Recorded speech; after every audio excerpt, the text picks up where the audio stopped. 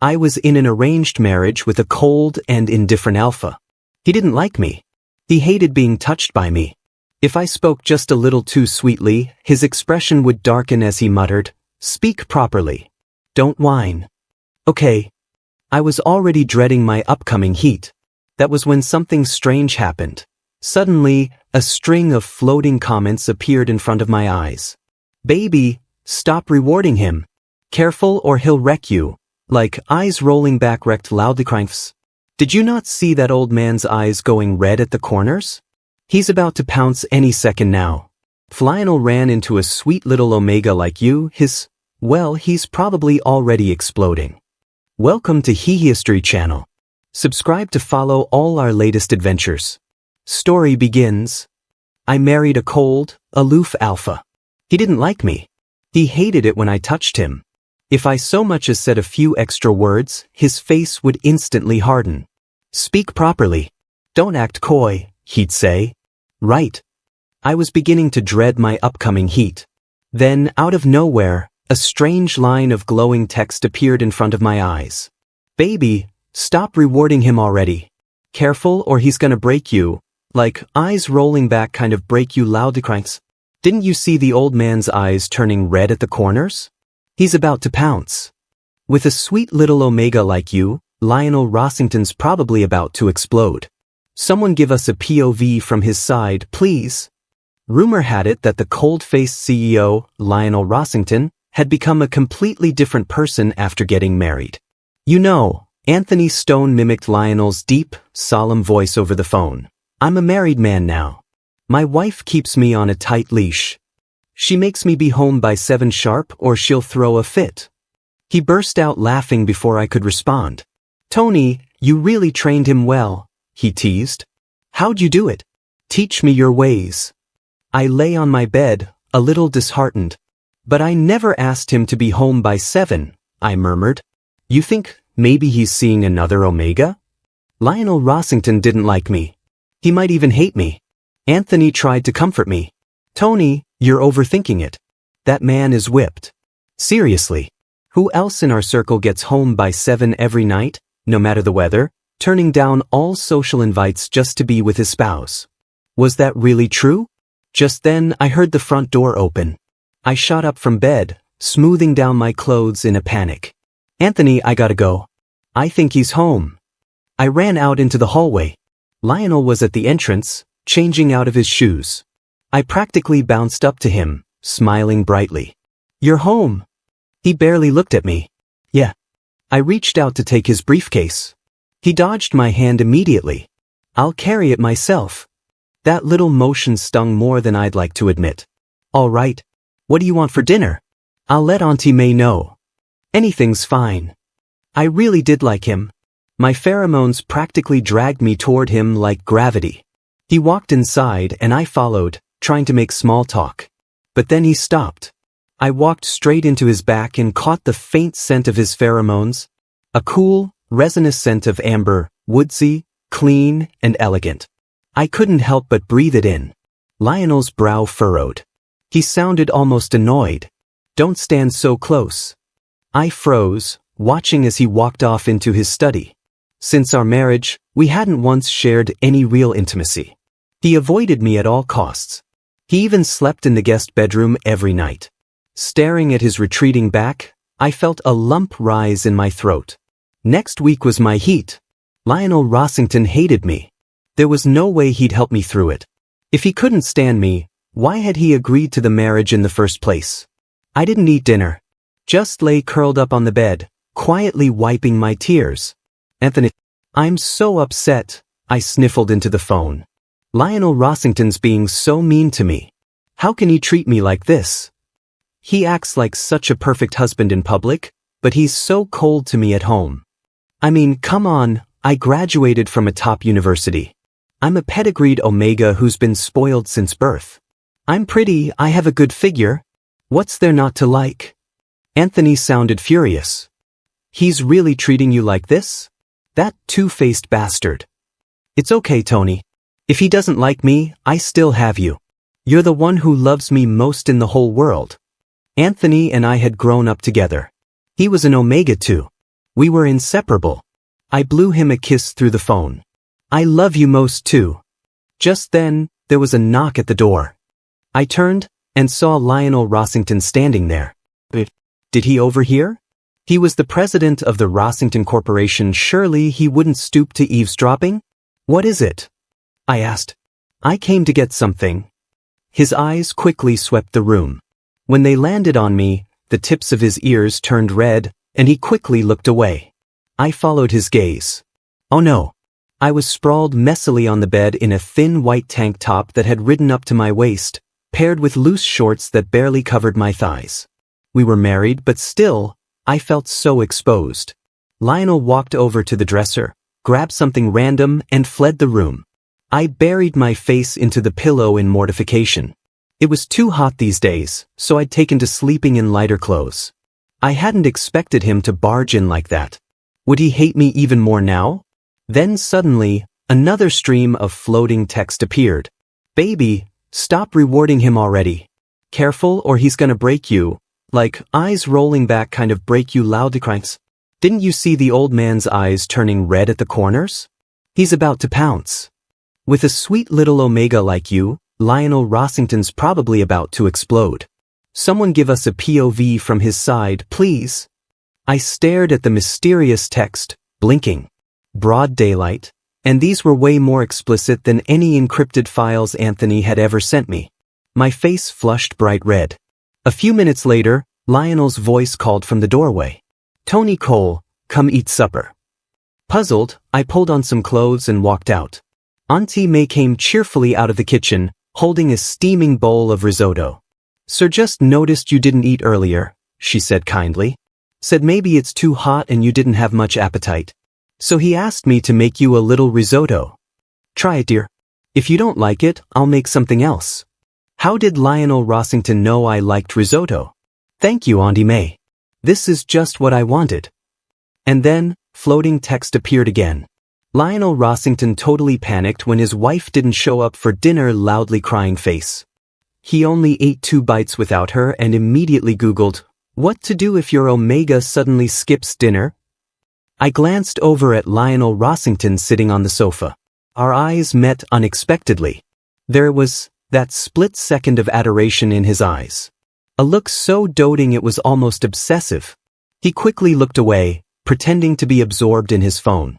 Caught red-handed, Lionel, secretly watching wife eat, Rossington, everyone. Tony is even adorable while eating. Can I form a group to steal him away? I'm a hopeless sucker for obsessive, quiet alphas. I hereby crown him the #1 ninja husband. How does he have a wife this pretty and still only dare to sneak glances? I choked on a bite, coughing. Okay, I admit it, I am pretty. But what was going on with Lionel Rossington? Didn't he hate me? He hadn't even looked at the painting I gave him before. He never let me into his room either. He made that boundary clear. The next morning, Lionel Rossington called me. He'd forgotten an important document at home. Can you bring it to the office? He asked. If you're busy, I'll have my secretary come by. I'm free today. I'll bring it. Thanks. I appreciate it. It's no problem. We were married, yet he still spoke to me so formally. His tone was distant, professional, more like I was his assistant than his spouse. As soon as I stepped into his company's lobby, people were already staring. His secretary was waiting at the door. Hi, I said. Lionel asked me to deliver this document. I planned to drop it off and leave. But the secretary didn't take it. This one's above my clearance. You'll have to hand it to him directly. All right then. I stood beside him, waiting for the elevator. He was overly respectful toward me. It didn't take long for whispers to ripple through the office. There she is. Mr. Rossington's beautiful wife. She's gorgeous, oh my God, that soft, sweet omega energy. I used to think he was exaggerating, hiding her from all of us. Now I see her and I'm like, he wasn't hiding her enough. If I had a wife like that, I'd never leave the house. 7 o'clock curfew? Too lenient if you ask me. I smiled politely and nodded at them. As I stepped into the elevator, their hushed admiration followed. Among the chatter, I overheard something that made my heart skip. There was a rumor about a first love, someone Lionel once cared for deeply. But their pheromone compatibility had been too low, so they were forced to part ways. Could someone like Lionel, so cold and distant, have really loved someone? Our marriage had been arranged mostly because we had a near-perfect pheromone match. But what if one day he met someone even more compatible? Would he leave me too? His office was on the 32nd floor. By the time I got there, he was still in a meeting. His secretary showed me in, then left. I wandered around his office, and suddenly froze. There, on the most prominent wall, was the painting I'd made for him, Whispers of Spring Blossoms. I'd assumed he'd thrown it away. But no. He'd hung it in the most visible spot in the room, right above his desk, where he could look up and see it every day. And on that desk, a photo. The two of us looking so young. I must have been 20. Lionel looked younger too. We were smiling awkwardly into the camera. I didn't even remember taking that photo. It's photoshopped, though. Lionel secretly had it made. He looks at it 100 times a day. He's been in love with Tony for 10 years. Even after marriage, he's still too shy to hold hands, loudly crying face. Baby, when will you realize? He's loved you since forever. I realized then, not all love is loud and obvious. Some is buried deep, trembling in the shadows, too scared to step forward. A few minutes later, Lionel burst into the office. He looked slightly winded, like he'd rushed over. Tony Cole, did I keep you waiting? Sorry for making you come all this way. His secretary shouted from the hallway, Mr. Rossington, your meeting's not over. Let's end it for today, Lionel said, voice cool. He shut the office door behind him, leaving just the two of us, and that important document. I stared at him. Lionel, what's the deal with the painting? He glanced at it, awkward. I liked it, so I put it up. And the photo? Oh, Pauline and the others were messing around. Don't worry about it. If you don't like it, I'll toss it. Poor Pauline, his oldest and most loyal friend, getting thrown under the bus. I couldn't help but laugh. Can you send me a copy? I want one too. His eyes lit up instantly. Though, if he were honest, he'd probably prefer a new one, a real photo together. OMG, is this the office play I've been waiting for? Omega forgets to replace suppression patch. Alpha loses control. Q steamy chaos. Flushed face fire. Sweet little secretary Omega X cold. Reserved to Alpha. Let's go.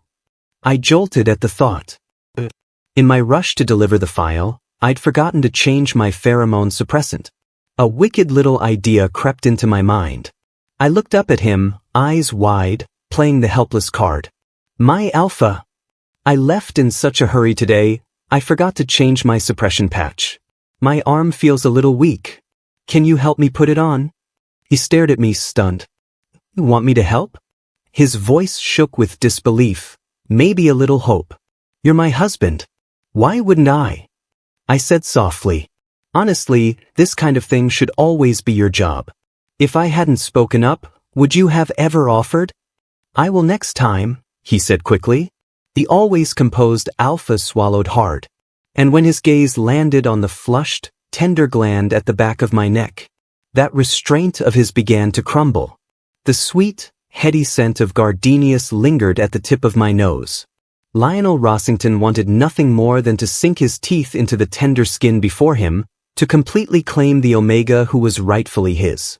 Then I suddenly broke the silence, as if reading his mind. Be gentle, okay? I'm afraid of pain. His voice came out hoarse. Okay. When his warm fingertips brushed against my gland, I couldn't help but tremble slightly. By the time we were done, Lionel looked even more flustered than I did. A fine sheen of sweat coated his forehead and palms. His ears had been red the entire time. Just like the barrage of floating text had said, he was barely holding himself back. Before leaving, I quickly leaned in and pressed a kiss to his cheek. Before he could react, I was already at the office door. Thanks, hubby. I'm heading off. Remember to be home before 7 today. I'll be waiting at home, okay? Okay. The joy in his eyes was unmistakable. His lips curled upward, unable to hide the excitement bubbling out of him. The floating comments exploded again. Who gets it? The alpha is completely lost in that one word. Hubby. Wah, who wouldn't want to be called hubby by a sweet little omega? Sign me up. Baby. Wife. I'm right here. Your alternate dimension husband. I never leave the house either. Lionel Rossington used to be a total workaholic. But lately, coming home from work had become the thing he looked forward to most. Even when he had dinners or business engagements, he'd still rush home by 7 without fail. Tony, I'm home. The moment he saw me, he pulled me into his arms. He reeked of alcohol, but he was still sober. I helped him into the guest bedroom. Even though I knew he liked me, I hadn't dared say it out loud. A part of me still hesitated. What if those floating comments were lying? As I pushed open the door to the guest room, my eyes fell on a pale green plaid shirt lying on the bed. Next to it was a familiar little sheep-shaped pillow. I'd heard that during an alpha's susceptibility period, they'd often hoard their omega's clothes and belongings to build a nest.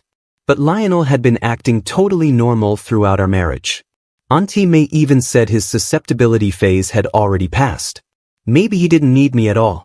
Maybe those weren't even my clothes. I quickly turned around, pretending I hadn't seen anything. If I didn't look, I wouldn't have to hurt. But Lionel's face had gone beet red, from his collarbones to behind his ears. He walked up to me and mumbled, "Wife? I'm sorry. I'll come clean." That night I wasn't feeling well.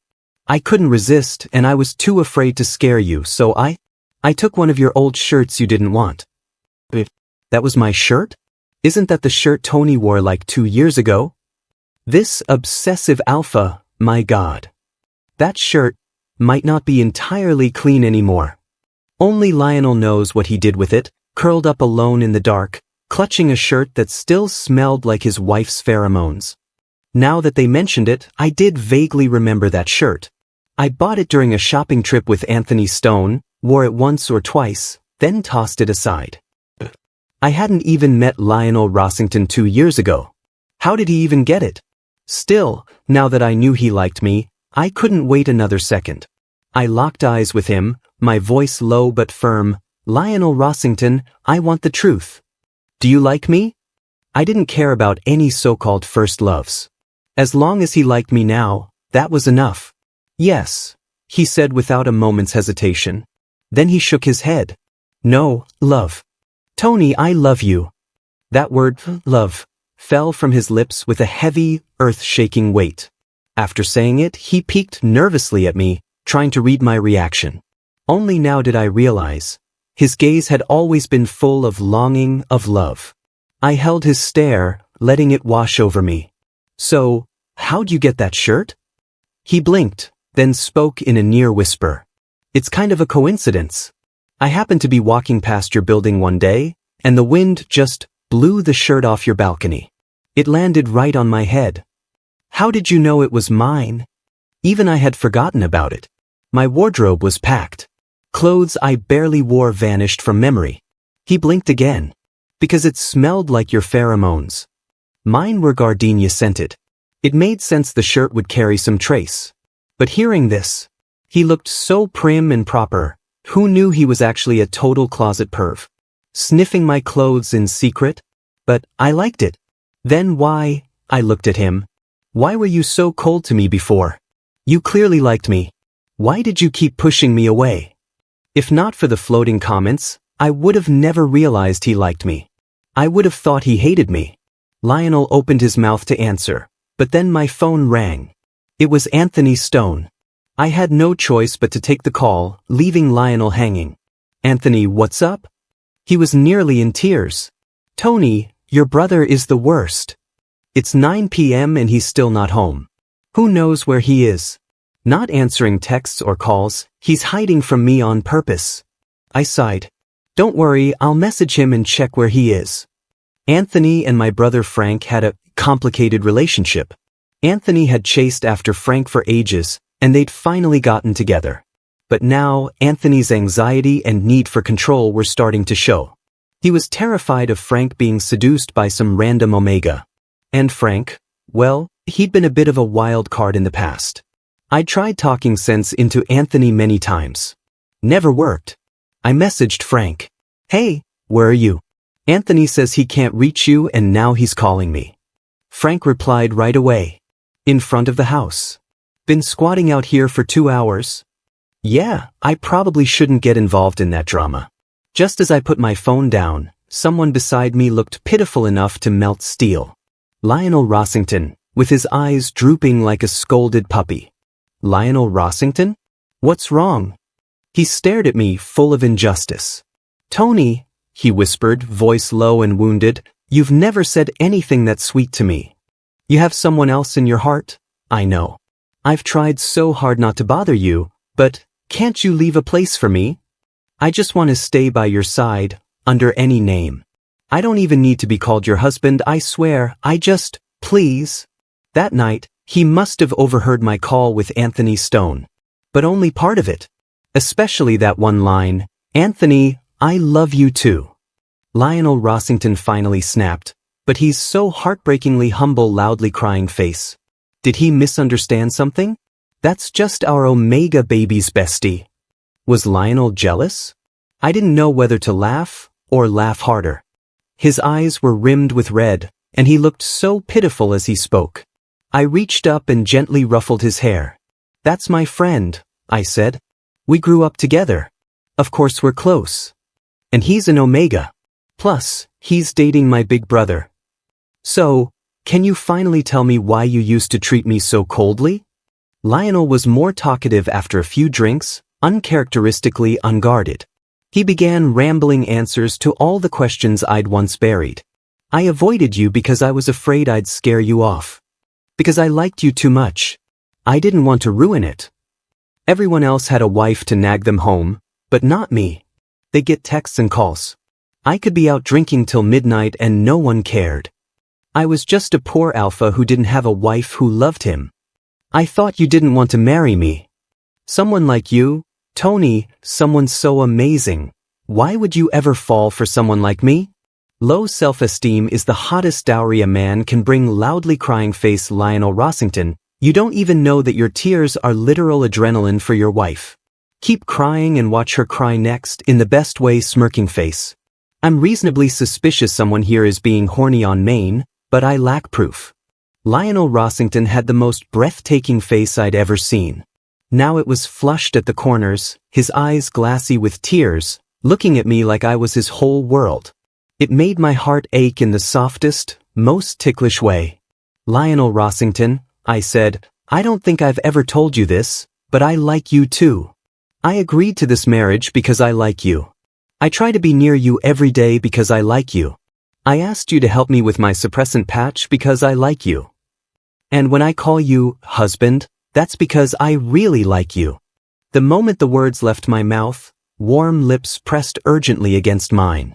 Lionel's kiss was tender, but pulsing with forceful desire. Our lips and tongues tangled with a hunger neither of us had voiced. My mind blurred. All I could hear was our racing hearts echoing like drums in my ears.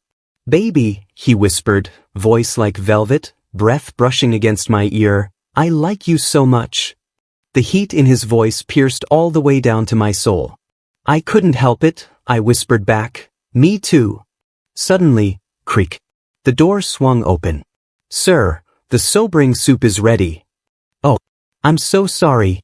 I didn't see anything, I'll go, I'm gone. Auntie May shrieked and slammed the door shut again. I looked up at Lionel, clearly flushed with desire, and raised an eyebrow. Continue. That had been our first kiss. He swallowed hard. His eyes were darker now, needier. His voice came out hoarse. Baby, if we go on, we'll be real husband and wife. But we didn't go all the way. Each of us ended up in separate bathrooms. Knew what can't us premium members see? Bam bam bam bam bam. Please keep going. Loudly crying face, I'll throw 100 gifts your way. Yes, it's locked room romance. We're doomed, I love it. In the end, Lionel Rossington quietly carried his pillow back to the master bedroom. The next day, I met Anthony Stone for seafood at a new restaurant. As soon as we sat down, he started venting. Clearly he and Frank had fought again. All alphas are the same, Anthony grumbled. Once they sleep with you, they change. He used to spoil me. Now he doesn't even care anymore. especially in bed. Tony, don't tell me that hypocrite of a husband already got everything he wanted from you? I shook my head. Of course not. Though honestly, we'd pretty much done everything except the final step. When Anthony lowered his head, his collar slipped slightly. I caught sight of faint red marks blooming across his neck, evidence of a battle well fought. I pointed. Are those mosquito bites? Anthony sighed dramatically. It's a long story. A super hot 6 feet 1 inch mosquito bit me. That's all I'll say. I chuckled. Then he must be really talented. We both burst out laughing. Of course I knew him. He was such a sucker for beauty, and when it came to Frank Cole's face, he'd compromise on anything. Anthony slurped his watermelon juice and muttered, I'm thinking of staying out for 3 days. Let him know what it feels like to be unreachable. Is that too much? Do you think he'll start to hate me? I was about to reply when he shook his head again. Forget it. 3 days is too long. I'll make it 2. No, 1 day. I sighed. Fine, whatever you do, I'll support you. He grinned sweetly and pulled out his phone. I booked a seaside hotel. Perfect view. There's even this viral street singer who performs nearby. Super hot, they say. You'll come with me, right? Of course. That night, I stayed with Anthony at the seaside hotel. Soon after, Frank messaged me, asking where Anthony was. Those two really were made for each other. I sent him the location. Meanwhile, poor Lionel Rossington got home at exactly 7 p.m., like always, only to find his wife gone. Stolen away by the very person he used to be irrationally jealous of.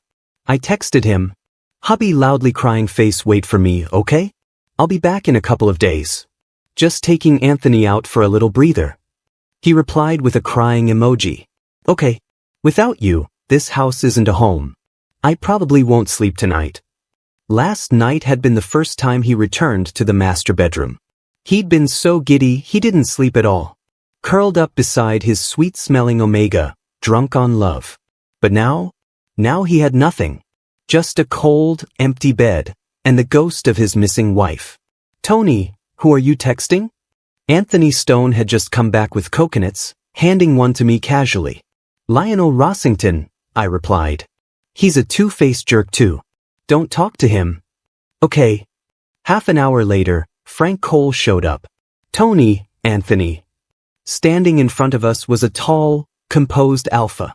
I instinctively called out, Big brother. Frank Cole was adopted by my parents. They had him for 10 years before my mom finally got pregnant with me. I was their miracle child, born late in life and spoiled endlessly. But they never treated Frank any differently, never once made him feel like less of a son. He would inherit the Rossington family's estate one day. As for me, I just wanted a carefree life. Paint a little, eat something sweet.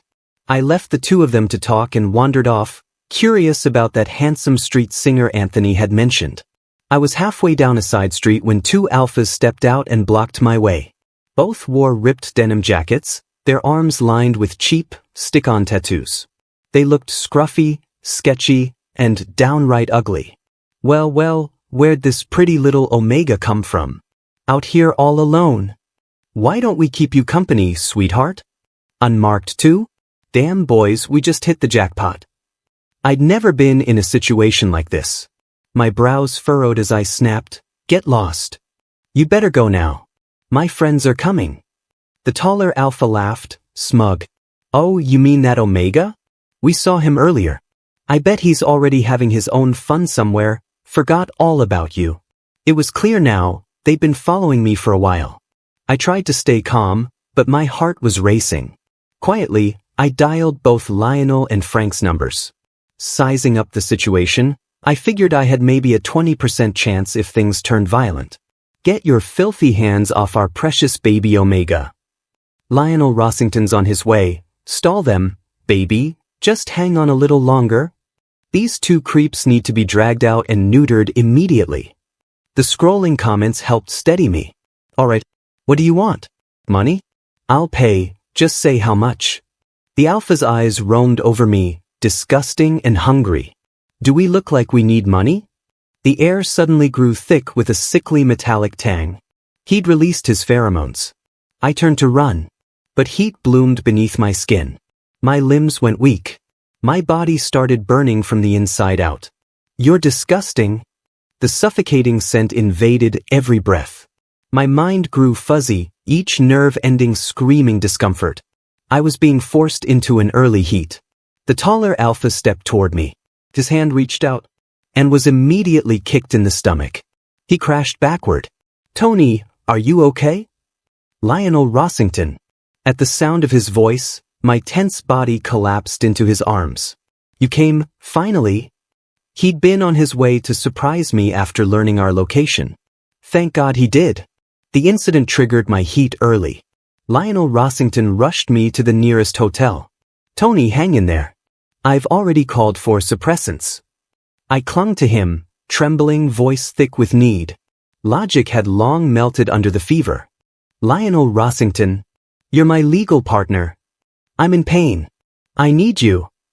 He released calming pheromones, easing the edge, but I still burned.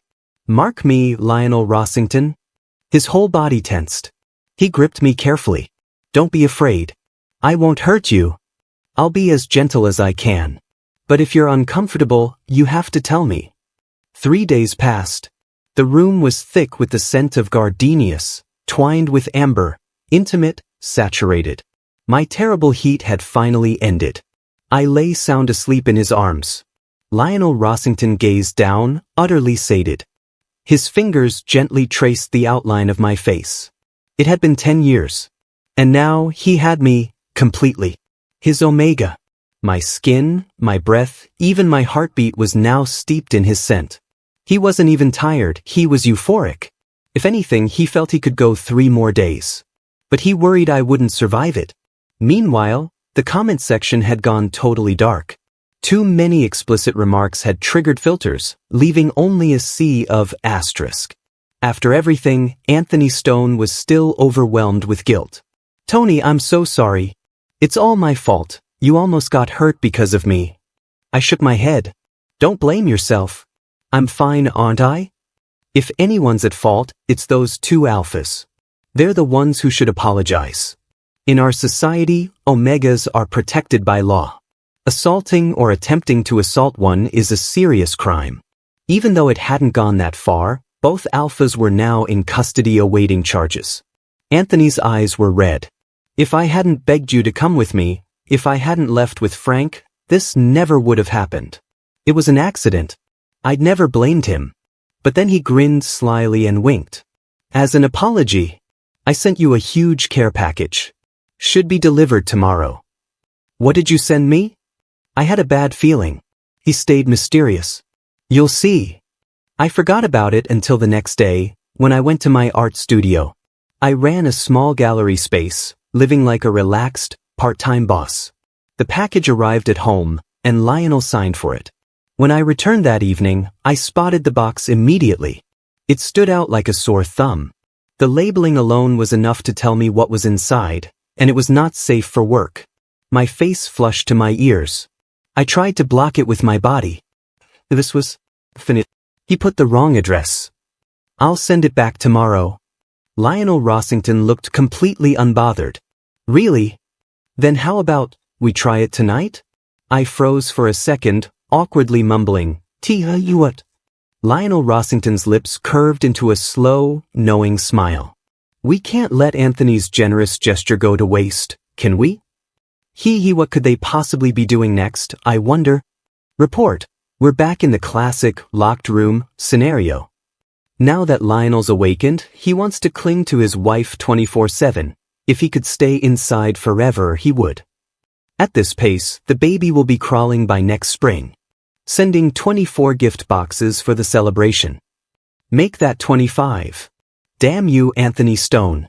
Pauline Waddling's call came while I was painting out on the balcony. "Mrs. Rossington, you need to come quick, Lionel's in trouble." I dropped my brush and ran straight to Lionel's office. Apparently, he had been in a meeting when his pheromones suddenly went haywire.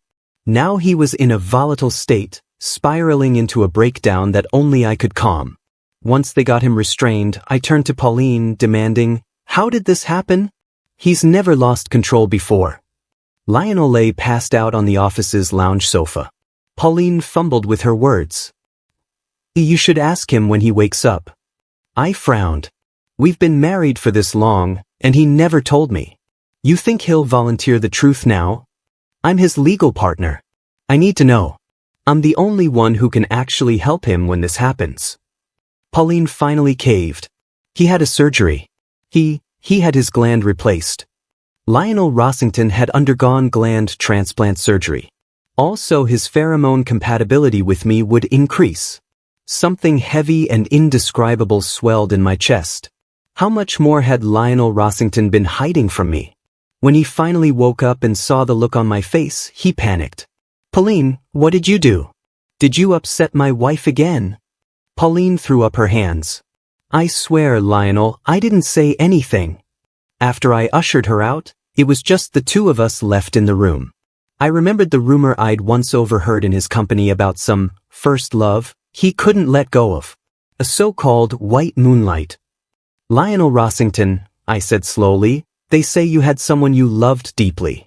That you two had to part because of low pheromone compatibility. Is it true? Was that person me?" His eyes widened. No, it's not like that. The person I've always loved, it's only ever been you. There's no other white moonlight. If there is, it's you. You don't remember, but I've loved you since I was 18. Our first meeting was in a countryside park. Anthony and I had gone for a spring picnic. The cherry blossoms were in full bloom. I sat under a tree with my sketch pad, doodling absent-mindedly. That's when he passed by, a quiet, slender boy beneath the blossoms. I sketched his silhouette without thinking. It was love at first sight for Lionel, and the beginning of his 10-year silent crush. But I had never recognized him since. One time, when chatting with Anthony, I said, "Of course I'd want to mate with high pheromone compatibility, someone who truly loves me." Lionel secretly had us tested. We were incompatible. And just because of that one offhand comment, he went through with a dangerous surgery. Just to raise our match score. "This man, Lionel Rossington," I said, voice cracking, "are you stupid? I love you for you, not because of our compatibility. It's you, so I'm willing. Right now is already the best outcome." My tears fell before I could stop them. Hot, wet drops landed on the back of his hand. He gently pulled me into his arms. "Tony DeB, I love you. For you, I'd do anything." Idiot. Later, Anthony Stone and Frank Cole had a child. The cutest little one. They showed him off constantly. Lionel Rossington played it cool, but inside he was dying of jealousy. That night, he snuck into my bed. "Baby, let's have a kid too. I look at my brother's son every day and I ache. One just like you, an adorable little Omega." "Okay." A year later. "Stephen Rossington. Please, just stop crying. Daddy has to work tomorrow so we can afford formula." "Wow." The cries grew louder. Lionel looked like he was about to explode. Eventually, Stephen got big enough to walk. And he clung to me like a baby koala. "Daddy. Daddy." Lionel scowled. "Go away. That's my wife. No stealing." Stephen was a mini Lionel, an alpha, just as handsome and just as grumpy. Hands on his tiny waist, he huffed, "No. I want Daddy." Later, Stephen started spending all his time at Anthony and Frank's place. Their son, Tom Cole, turned out to be a beta. But from the start, Tom was effortlessly cool. He loved to dance, dressed in black, and had a whole crowd of kids trailing behind him. Especially Stephen. Every day, dressed in pink overalls, Stephen would run after him, panting, "Tom, wait for me. Tom." As the kids' silhouettes disappeared into the distance, Lionel and I turned to each other and smiled. And just like that, our story came to an end. The end. Thanks for stopping by. Subscribe and hit the notification bell so you don't miss out on any new videos.